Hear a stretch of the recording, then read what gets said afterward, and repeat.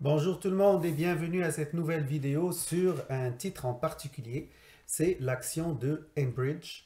C'est une entreprise qui à la fois donne des bons dividendes, des bons taux de dividendes et qui possède un potentiel de croissance. Enbridge est tout simplement l'un des plus importants exploitants de pipelines et d'infrastructures énergétiques intermédiaires. Qu'est-ce qu'on veut dire par ça? On l'appelle communément le midstream. Ça veut dire du middle. Midstream, c'est-à-dire c'est des entreprises qui ne vont pas faire d'extraction ou de vente de gaz ou de carburant.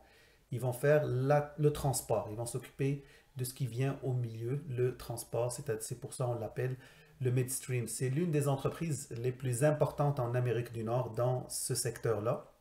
L'entreprise est à la fois cotée, que ce soit au niveau canadien TSX ou au niveau américain à la bourse de New York sous le symbole de ENB. Le titre aussi est très populaire chez les investisseurs parce que c'est reconnu comme étant un dividend aristocrat. On en avait parlé des dividend aristocrats. C'est des entreprises qui versent des dividendes chaque année et qui croient leurs dividendes. C'est-à-dire que les dividendes, ils augmentent, ils s'assurent d'augmenter leurs dividendes d'année en année pour mériter ce titre de dividend aristocrat. Dans cet article, on ne va pas se pencher sur l'action, est-ce qu'elle est sous-évaluée ou surévaluée. On va être plus à comprendre le modèle d'affaires de Enbridge, les perspectives de croissance, ça vient d'où, les risques et la stabilité de ses flux de trésorerie. C'est important lorsqu'on investit dans une action dans le but de récolter des dividendes, de s'intéresser à ces flux de trésorerie. Est-ce qu'ils sont stables? Est-ce qu'ils grandissent à chaque année pour pouvoir supporter les dividendes? Donc, comme on a dit, le profil de Enbridge, c'est qu'elle exploite une base d'actifs diversifiés. Pour une compagnie de midstream, c'est quand même très diversifié parce qu'ils ont un vaste réseau de pipelines, de pétrole et de gaz naturel. Et aussi, l'entreprise investit aussi dans l'énergie renouvelable. Juste pour donner de l'importance à ces entreprises-là, c'est qu'elles transportent environ 25% de l'ensemble du pétrole brut produit en Amérique du Nord. Donc on devine, ça vient plus de l'Alberta.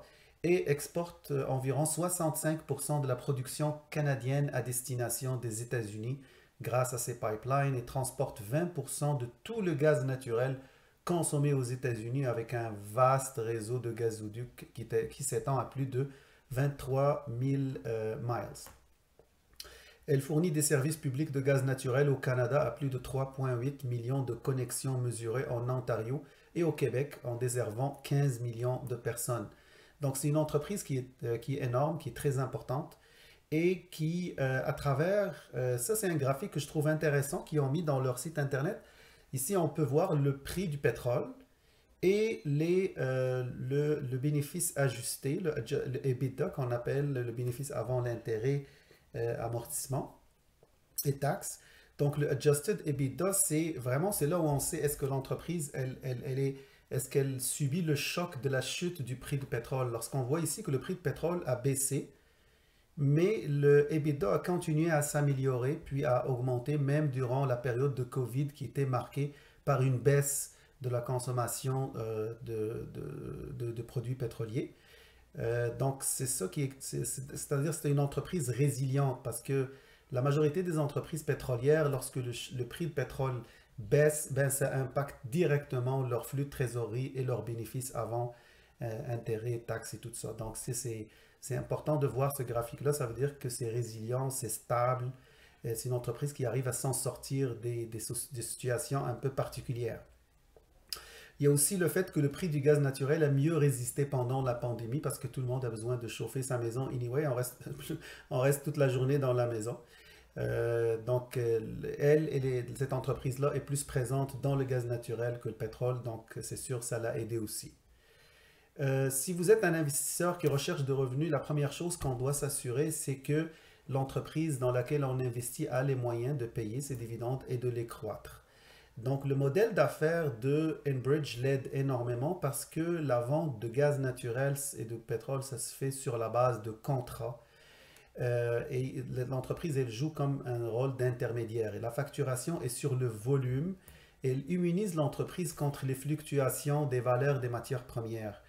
Et c'est des contrats aussi à long terme. Ce qui arrive, c'est que les entreprises en amont, même si elles décident de réduire leur volume de produits qu'ils en ont, mais même dans ce cas de figure-là, Enbridge mène toutes ses activités dans le cadre à long terme, c'est-à-dire que le client doit respecter le contrat.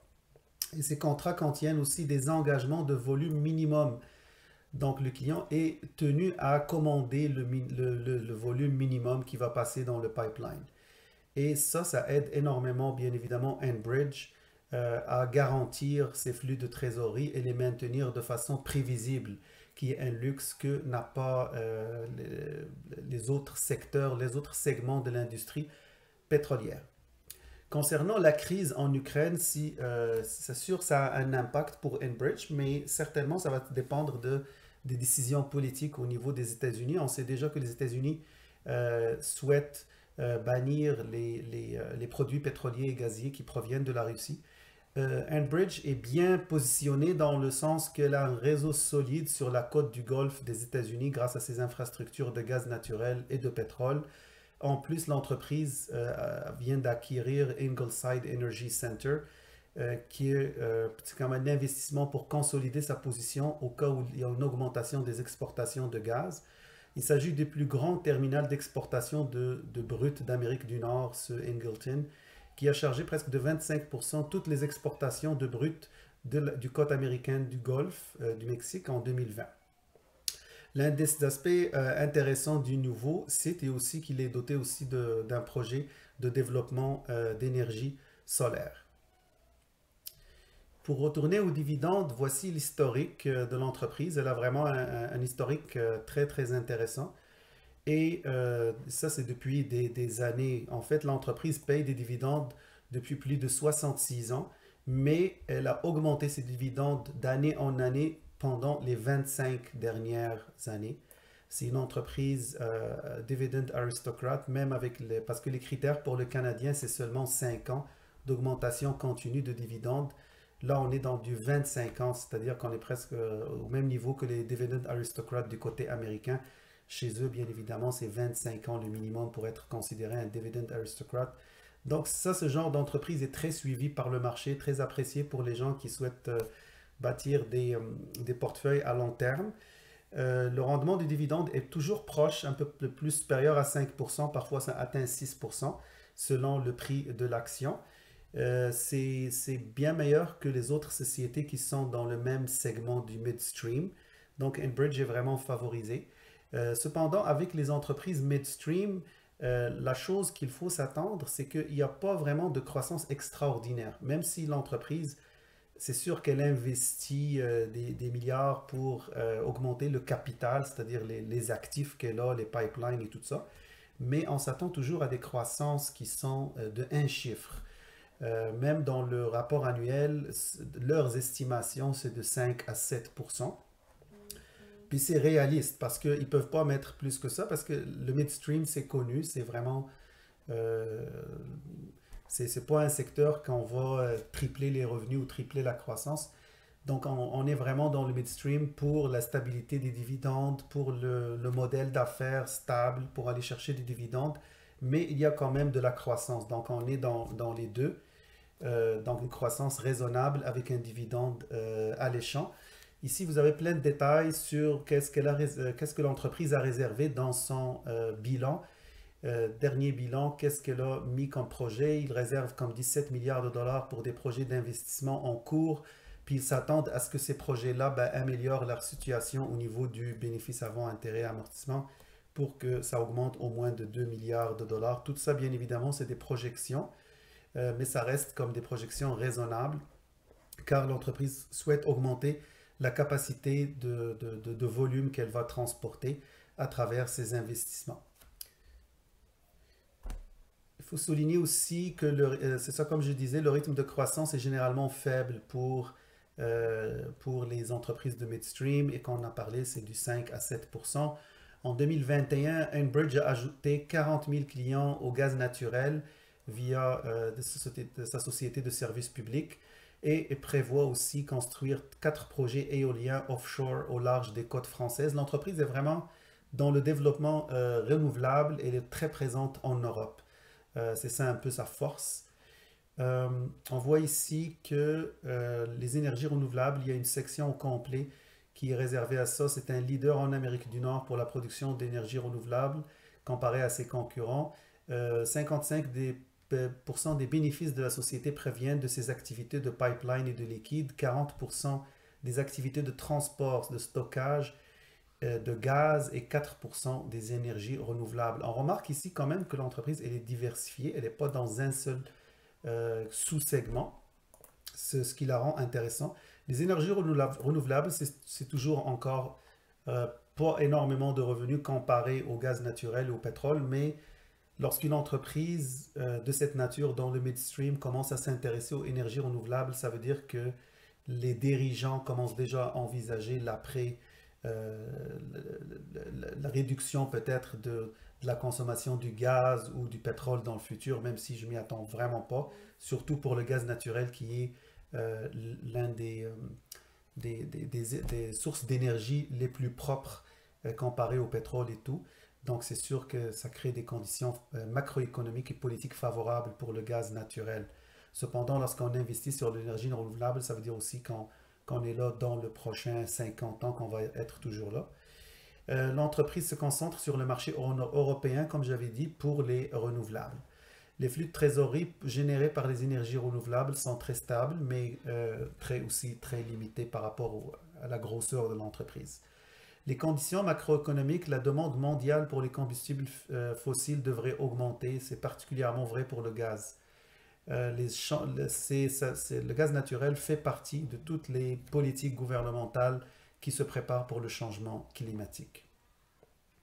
Les clients de Enbridge sont 95% des clients contractuels et ils ont tous la qualité investment grade. C'est important, ça veut dire que ces clients sont capables de payer Enbridge à temps leurs factures. C'est aussi un élément à prendre en considération lorsqu'on évalue des flux de trésorerie. Il faut évaluer la qualité de crédit de nos clients. L'analyse d'action Enbridge, les risques vraiment restent parfois l'opposition politique ou populaire à des projets de pipeline futurs. Ici, on parle d'un pipeline qui est très intéressant pour Enbridge et important. L'entreprise a reçu le feu vert pour que ce pipeline, le canalisation 3, passe par le Minnesota.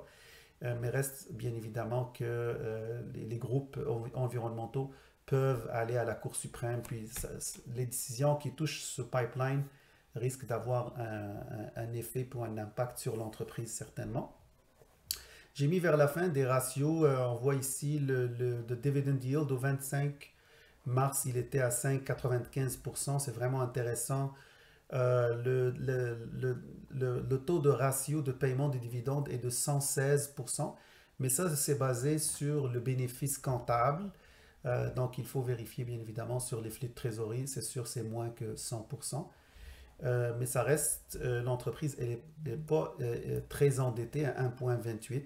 Puis, le taux de couverture des intérêts, qui est tout simplement ton bénéfice divisé par les intérêts, le bénéfice est presque 4 fois les intérêts qui sont payés. Donc, c'est ça pour le côté ratio financier. Donc, j'espère que cette vidéo vous a donné une idée sur l'entreprise Enbridge. Particulièrement, c'est une entreprise vraiment qui revient tout le temps à travers tous les blogs de finances que j'avais consultés. Ça revient tout le temps dans le top 10 des actions canadiennes à dividendes, surtout grâce à son historique de paiement et au son modèle d'affaires qui est très intéressant. L'entreprise, elle fluctue quand même avec les prix du pétrole. Le prix de l'action fluctue avec les prix de pétrole. Mais si on trouve un bon point d'entrée, ça reste une action à détenir à long terme, certainement. Donc, n'oubliez pas de vous abonner, puis de faire un like si vous avez aimé la vidéo, ici de me laisser aussi vos commentaires. Merci et bonne journée et bonne soirée.